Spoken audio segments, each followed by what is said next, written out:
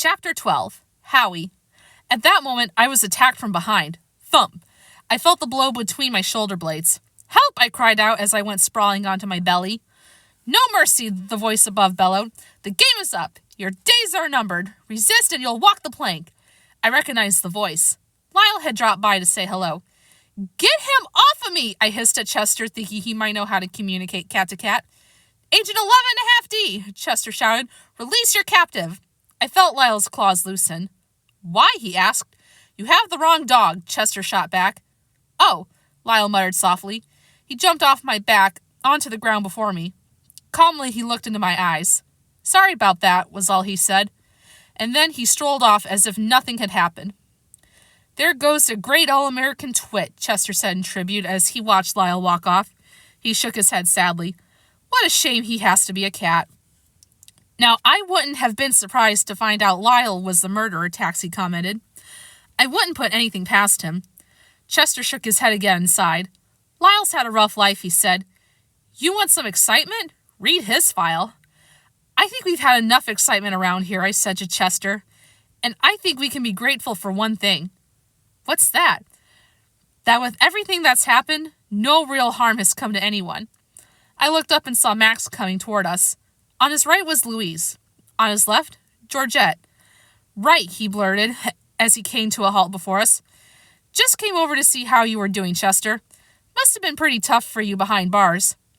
I've been through tougher," Chester replied, with typical modesty. "It was a nightmare," Louise said dramatically. "I shall always forget my days and nights at the Chateau Bow-Wow. How my heart will ache when I am thinking of everything that has happened here. But alors, in the end, everything is fine. And we all live happily ever..." "Oh, what is that word?" "After," Georgette offered. Louise turned to Georgette and smiled sweetly. "Thank you, Camille." Georgette started to correct Louise, then stopped herself. "You're welcome, Sugar," she said instead. Max smiled. "These gals have become great friends," he said happily. "Louise knows my heart belongs to her and her alone. And she knows that without Georgette, I never would have figured out how to break out of here and find her." Georgette blushed. "Thank goodness Dr. Greenbrier and Jill came along when they did and heard our barking. By the way," she added, lowering her voice, "you can't imagine what a dump that Harrison lives in." "Please," Louise interjected. "I do not wish to be speaking of it. It was simply..." She pursed her lips together, as if searching for just the right word. "Abdominal," she proclaimed at last. Well, it was close to the right word. "Jogging?" Max suggested. I started to crawl away. "No jogging, Max," Georgette replied. "How about rip the rag?" "I have gotten it," Louise announced. "Let us play knock each other down." "Good," Max snorted. "You fellows want to join us?" "Maybe another time," Chester said. "Tennis elbow." "Harold?" Max asked, turning to me. No thanks," I replied. "Coward cramps." "I'll play," Taxi said brightly. "Right, let's go then." Chester and I watched as the four of them hurried off into the distance to play knock each other down. Before they had gotten too far, Louise ran back and whispered in my ear. "Barry's been hitting the sauce again," she uttered. "I didn't want to tell you in front of the others. You have no idea what it's doing to Marcia. She's making a fool of herself over Ron, and all because of you, Todd." "Todd? It's no good. Can't you see? How many times do I have to tell you? No, don't say anything. Just remember, when this nightmare is over, I'll still have Mike. All you'll have is a pocket full of memories and lint." She sobbed and ran off to join the others. I turned to Chester. "You know what I said before?" "What's that, Harold?" "About no harm coming to anyone?" "Mm-hmm. Forget it. I only hope there's a cure for daytime television." Howard howled in the distance. "Kids are great," he called out with a wink in our direction. "Harold?" "Yes, Chester?" "This place is a loony bin." "Yes, I know, Chester. I want to go home, Harold. I don't know how much more I can take of Lyle and Louise and Taxi and that crazy werewolf."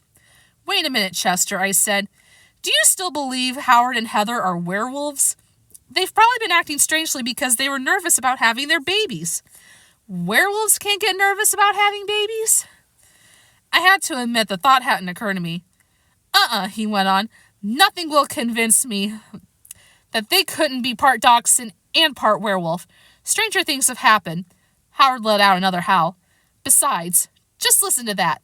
If that isn't the call of a werewolf, nothing is. No, I just want to get out of here. That's all I care about. Get me home where I'll never have to listen to that terrible sound again. I was about to answer him when the gate flew open, and Toby and Pete bounded into Chateau Bow-Wow. As soon as he saw me, Toby came running in my direction. "Harold!" he cried, throwing his arms around my neck. Boy, was I happy to see him. I started drooling like crazy.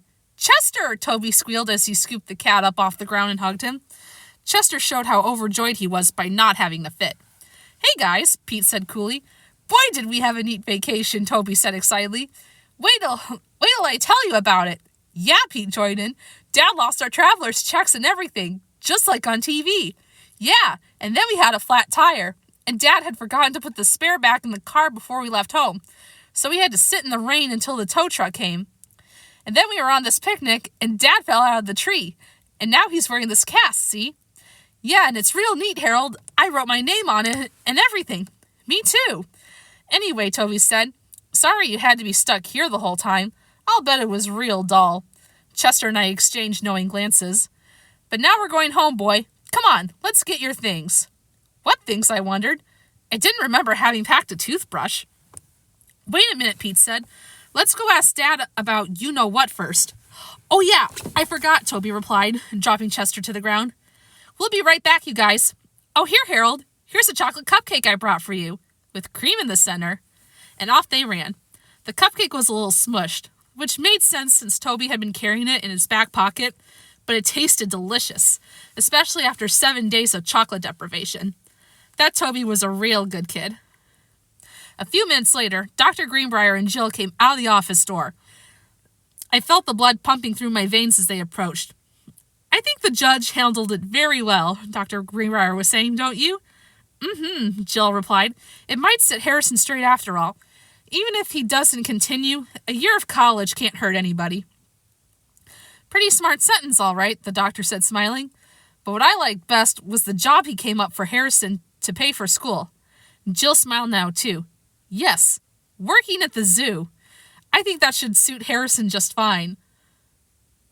Is this judge dumb or what? You're gonna let him around animals again? Oh my goodness. They laughed at the thought. I didn't think it was so funny. What if he tried to steal an elephant? I'm with you there, Harold. "Well, you boys are going home," Jill said, leaning toward us.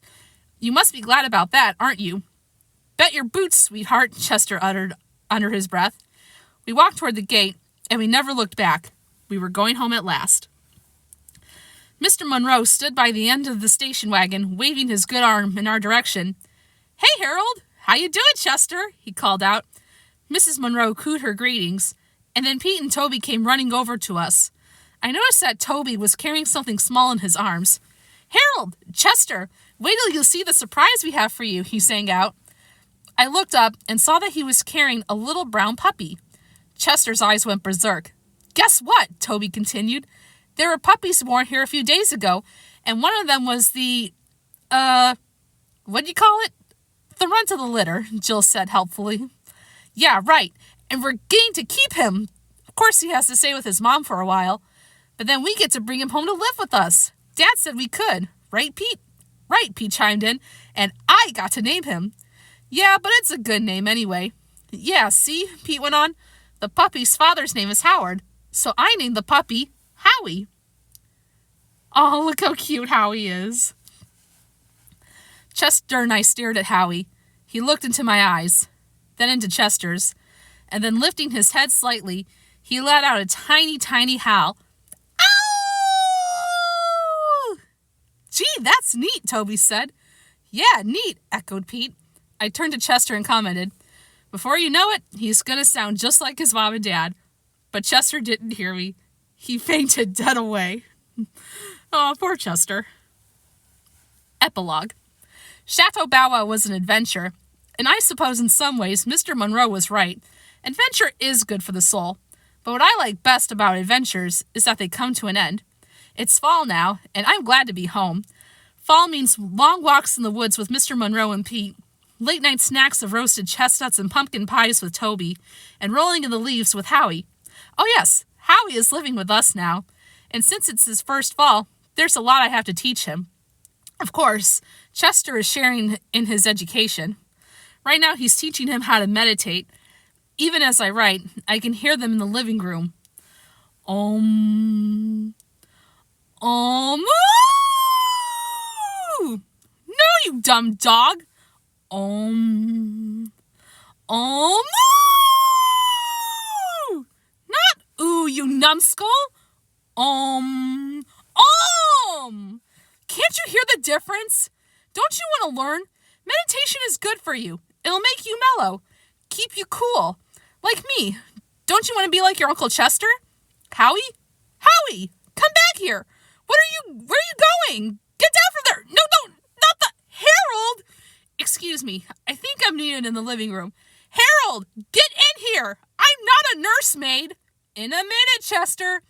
He's going after the geranium! He's what, Chester? He's eating the geranium! Coming, Chester. Well, I've got to go. It was quite an adventure. But when all is said and done, there's no place like And that is the end of our book. I hope everybody has enjoyed it. And for my nephew Mace, I promise I will be continuing with these books to the best I can. And I hope everybody will join me for my next reading.